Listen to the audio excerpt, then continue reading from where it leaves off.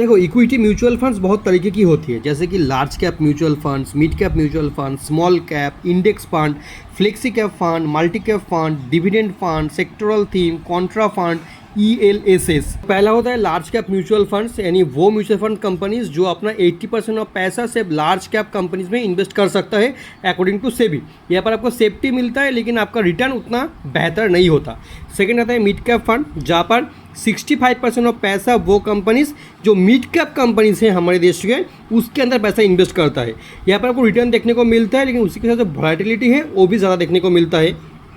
Third होता है small cap companies, यानी वो म्यूचुअल फंड कंपनीज जो अपना 65% ऑफ पैसा सिर्फ स्मॉल कैप कंपनीज में इन्वेस्ट कर सकता है, उसको कहते हैं स्मॉल कैप कंपनीज। यहाँ पर रिटर्न अच्छे खासा देखने को मिलता है, उसी के साथ जो अप्स एंड डाउन वॉलेटिलिटी है वो भी बहुत ज़्यादा देखने को मिलता है। अब इंडेक्स फंड का मतलब ये है कि जैसे कि निफ्टी 50 एक इंडेक्स हो गया, सेंसेक्स एक इंडेक्स हो गया, IT इंडेक्स हो गया, फार्मा इंडेक्स हो गया, तो इंडेक्स में जैसे मार्केट कैप के अनुसार कंपनीज रहते हैं उसमें आपका पैसा उसी के अकॉर्डिंग इन्वेस्ट होता रहता है। और ये कोई भी एक्टिव फंड मैनेजर इसको मैनेज नहीं करता, इसको कहते हैं पैसिव फंड। तो ये हो गया इंडेक्स फंड। और फोर्थ आता है मेरा सबसे फेवरेट, वो है फ्लेक्सी कैप फंड।